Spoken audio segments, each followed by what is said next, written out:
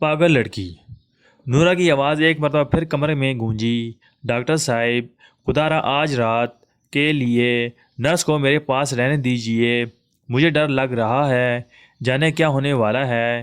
بس آپ نرس سے کہہ دیجیے کہ وہ آج رات یہیں رہے۔ اگر آپ نے میری بات نہ مانی تو میں اپنے آپ کو ختم کر دوں گی۔ ہاں ہاں، میں ضرور کچھ کر بیٹھوں گی، میں قسم کھاتی ہوں، یقین کیجئے ڈاکٹر صاحب، میں بالکل سچ کہتی ہوں۔ نرس نے ڈاکٹر پیٹرسن کی طرف دیکھا اور اس کے حکم کے انتظار کرنے لگی۔ ڈاکٹر مسکرایا اور پھر بزرگانہ شفقت سے مریضہ کے سر پر ہاتھ پھیرتے ہوئے بولا، بچی، آخر بتاؤ تو صحیح، تمہیں کیا ہونے والا ہے؟ تم کس چیز سے خوف زدہ ہو؟ یہ میں نہیں بتا سکتی، میں ڈرتی ہوں کہ لیکن نرس سے کہہ دیجئے کہ وہ مجھے تنہا نہ چھوڑے۔ ڈاکٹر نے نرس کی طرف سوالیہ نظروں سے دیکھا۔ نرس کندھے سکیڑ کر بولی، میں نہیں سمجھ سکی، کیا بات ہے؟ بیٹی، اصل بات بتاؤ گی تو ہم کچھ کریں گے۔ ڈاکٹر پیٹرسن نے کہا، میں یہ نہیں بتا سکتی، وہ اسے سن لے گا، وہ اسے سن لے گا۔ نورا دوبارہ چلائی۔ وہ کون؟ ڈاکٹر نے پوچھا۔ ڈاکٹر مورس، نورا نے بتایا۔ ڈاکٹر مورس، پیٹرسن نے گھبرا کر پوچھا۔ ہاں، نورا نے آہستہ آواز سے کہا۔ کمرے میں چاروں طرف دیکھنے لگی۔ کھڑکیوں پر لوہے کی مضبوط جنگلے لگے ہوئے تھے، سفید بے داغ بستر اور صاف ستھرا فرش، جیسا کہ بالعموم ہسپتال میں ہوتا ہے۔ میرا خیال ہے آج یہ مضطرب ہے، نرس نے کہا، اور پھر نورا کو بڑے پیار سے سمجھاتے ہوئے بولے، صبح تمہاری امی آ جائیں گی، آخر گھبرانے کی کیا ہی بات ہے۔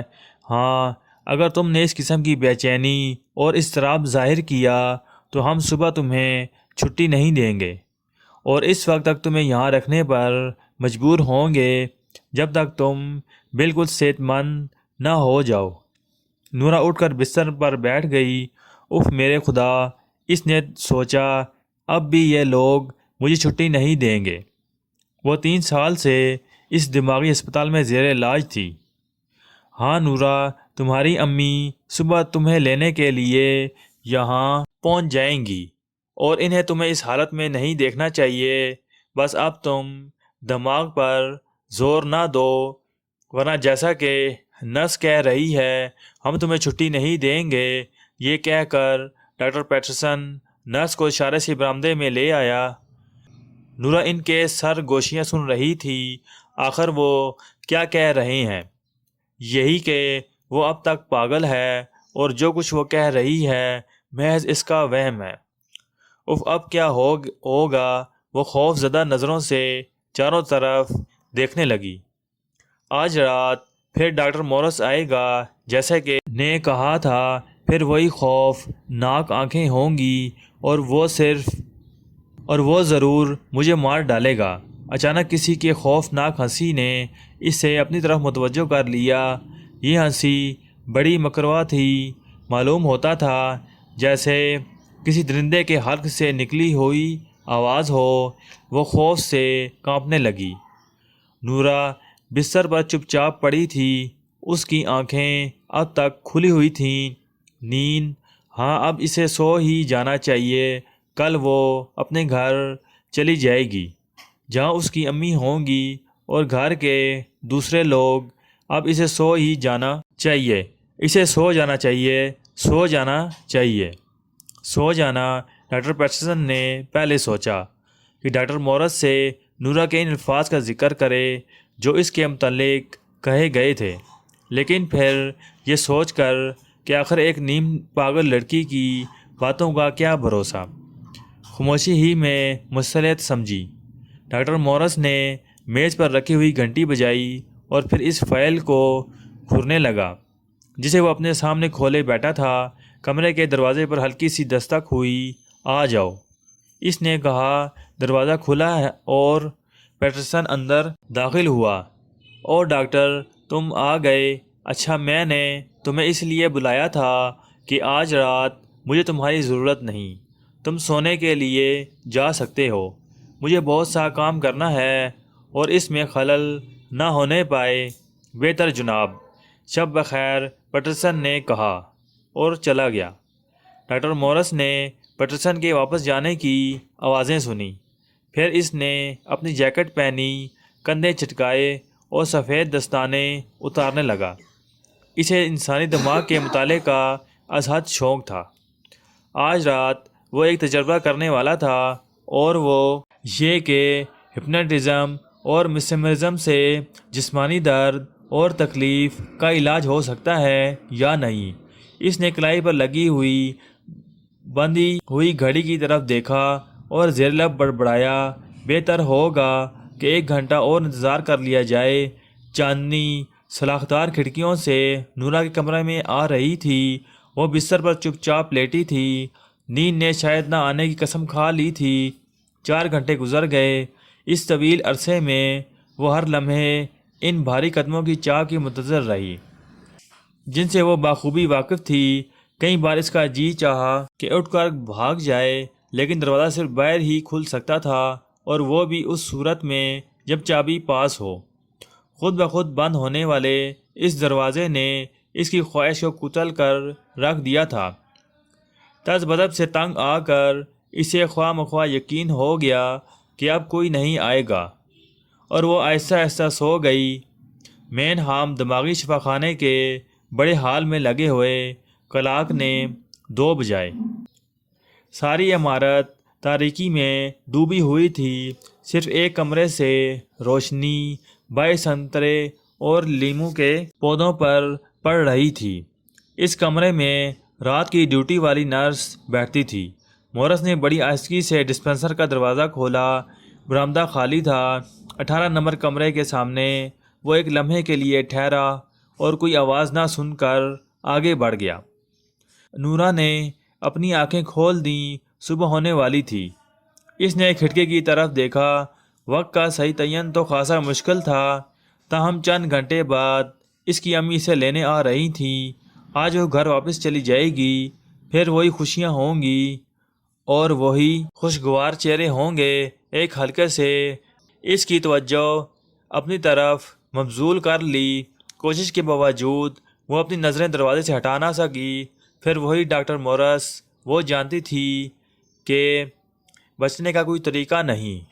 آخر اس نے ڈاکٹر پیٹرسن اور نرس سے ضد کر کے اپنی بات کیوں نہ منوائی۔ ڈاکٹر مورس نے کہا تھا، اگر تم نے کسی سے میرے متعلق کہا تو میں تمہیں جان سے مار دوں گا۔ تم جان سے ہاتھ دھو بیٹھو گی۔ اس نے اپنی آنکھیں ایک لمحے خوف سے اسے جھرجھری آ گئی۔ پھر جب اس نے آنکھیں کھولیں تو ڈاکٹر مورس اس کے سامنے تھا۔ چپکے لیٹی رہو۔ اس کی آواز چہمکانہ تھی۔ وہ آگے بڑھا اور اس کے قریب آ کر کھڑا ہو گیا۔ ڈاکٹر مورس، وہ آہستہ سے بولی، نورا میری طرف دیکھو۔ وہ اس کے بالکل قریب تھا۔ نورا کو اس کے چمکتے ہوئے سفید دانت نظر آ رہے تھے۔ نورا، میں نے کہا تھا کسی کو نہ بتانا کہ میں یہاں آیا تھا۔ نہیں ڈاکٹر، میں نے کسی کو نہیں بتایا، میں سچ کہتی ہوں۔ سنو، اس نے اپنا ہاتھ اس کے ہاتھ پر رکھ دیا۔ جیسا میں کہوں تم ویسا ہی کرو گی۔ سنا، جیسا میں کہوں۔ دیکھو، درد کہیں نہیں ہے۔ تمہارے کسی جگہ درد نہیں ہے۔ درد کا کوئی وجود نہیں، اسے دہراؤ۔ درد کہیں نہیں ہے۔ تمہارے کسی جگہ درد نہیں ہے۔ درد کا کوئی وجود نہیں، اسے دہراؤ۔ کہو، درد کوئی شے نہیں، ڈرنے کی ضرورت نہیں۔ درد کوئی شے نہیں۔ درد کوئی شے نہیں۔ درد صرف تصوراتی شے ہے۔ نورا ہکلائی۔ رفتہ رفتہ نورا کو محسوس ہوا کہ شعور اس کا ساتھ چھوڑ رہا ہے۔ وہ تھک گئی تھی۔ وہ بہت تھک گئی تھی۔ وہ چاہتی تھی ڈاکٹر مورس اس کی طرف دیکھنا چھوڑ دے۔ ڈاکٹر کی خوفناک نظریں اس کے دماغ میں گھسی جا رہی تھیں۔ اس نے چلانے کی کوشش کی، لیکن بے سود۔ رفتہ رفتہ اس کے سامنے ہر شے تاریک ہوتی چلی گئی۔ ڈاکٹر مورس نے دیکھا تجربے کا پہلا حصہ کامیاب ہو گیا ہے۔ تو اس نے نورا کے ہاتھ چھوڑ دیے اور اسے گھورتے ہوئے جیب سے ایک چمکدار اور تیز چاقو نکالا۔ نورا، کیا تم سن رہی ہو؟ وہ بولا۔ کوئی جواب نہ آیا۔ آہستگی سے اس نے وہ چھوٹا سا چاقو اٹھایا۔ چاند کی روشنی میں اس کا پھل چمک رہا تھا۔ اس نے لڑکی کے ہاتھ پر ایک چھوٹا سا چیرا دیا۔ خون کی ایک سرخ دھار بہہ کر اجلے بستر کو داغدار کرنے لگی۔ نورا اپنے بائیں انگوٹھے پر ذرا سا چیرا دو۔ سن رہی ہو، درد صرف تصوراتی شے ہے، اس کا کوئی وجود نہیں۔ اس نے چھا جانے والے لہجے میں کہا۔ لڑکی کچھ دیر ساکت رہی۔ مورس جوش میں آ کر دوبارہ بولا، درد صرف تصوراتی شے ہے، بائیں انگوٹھے پر ذرا سا چیرا دو۔ نورا اب کھڑکی کے بالکل سامنے کھڑی تھی۔ کچھ دیر وہ یوں ہی ساکت کھڑی رہی، پھر اس نے ہاتھ اوپر اٹھایا اور آہستگی سے اسے گردن تک لے گئی، لیکن چاقو اپنا کام کر چکا تھا۔ اگلے ہی لمحے نورا فرش پر پڑی تھی۔ خون اس کے گلے سے فوارے کی طرح پھوٹ رہا تھا۔ ڈاکٹر مورس کو یوں محسوس ہوا جیسے اس کے ہاتھوں پر اچانک اسے خیال آیا کہ یہاں سے فوراً چلے جانا چاہیے۔ جب اس حادثے کا لوگوں کو علم ہوگا، وہ مزے سے کمرے میں بیٹھا ہوگا۔ وہ یہ کہے گا، غالباً نورا نے چاقو چھپا لیا تھا، اسی سے خودکشی کر لی۔ وہ دروازے کی طرف مڑا اور اسی لمحے اسے اپنی خوفناک حالت کا علم ہوا۔ چابی باہر تھی، اس نے خود دروازہ بند کیا تھا۔ اب وہ کمرے میں قید تھا، صبح تک قید۔ اس نے فرش پر پھیلے ہوئے خون کی طرف دیکھا۔ اسے اپنا دماغی توازن برقرار رکھنا ہوگا، ورنہ وہ بھی۔ اس نے کھڑکی کی طرف دو ایک قدم بڑھائے۔ باہر خون ہی خون تھا۔ اس نے گھبرا کر دوسری کھڑکی کی طرف رخ کیا، وہاں بھی وہی کچھ تھا۔ اس نے پوری قوت سے سلاخوں کو توڑنے کی کوشش کی۔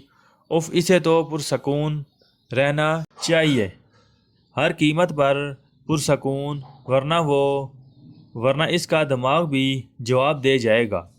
اس نے دونوں ہاتھوں سے اپنا سر تھام لیا۔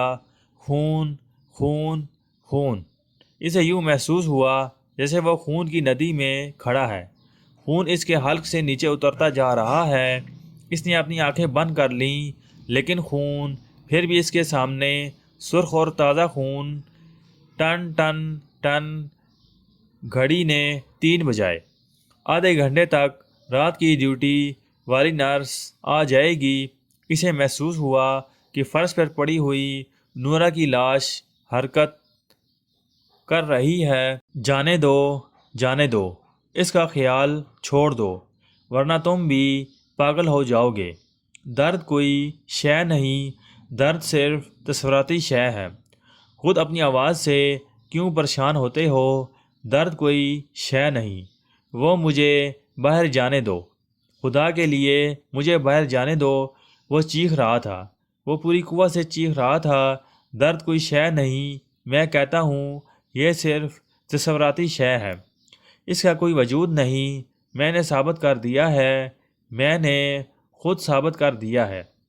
مجھے باہر جانے دو، مجھے باہر جانے دو۔ وہ بند دروازے کے ساتھ سر ٹکرانے لگا، حتیٰ کہ اس کی طاقت جواب دے گئی، اور وہ گر پڑا۔ برآمدے میں آوازیں سنائی دے رہی تھیں، یہ پیٹرسن ہوگا، اور آوازیں، قریب کی آوازیں۔ چابی گھمانے کی آواز آئی، پھر دروازہ کھلا، اور ڈاکٹر پیٹرسن نرسوں اور بہت سے دوسرے ملازموں کی معیت میں داخل ہوا۔ پیٹرسن، میں نے ثابت کر دیا ہے کہ درد کوئی شے نہیں۔ دماغی اسپتال کا ناظم اعلیٰ ڈاکٹر مورس دیوانہ وار کہکا لگا رہا تھا، کیا تم جانتے ہو میں کیا کہہ رہا ہوں؟ میں نے درد پر فتح پا لی ہے، اب وہ کسی کو تنگ نہیں کرے گا۔ ہاں ہاں ہاں، میں جیت گیا ہوں۔ تھوڑی دیر بعد چند ملازم ڈاکٹر مورس کو تھامے ان کو کوٹریوں کی طرف لے جا رہے تھے، جن میں نہایت خطرناک قسم کے پاگل رکھے جاتے تھے۔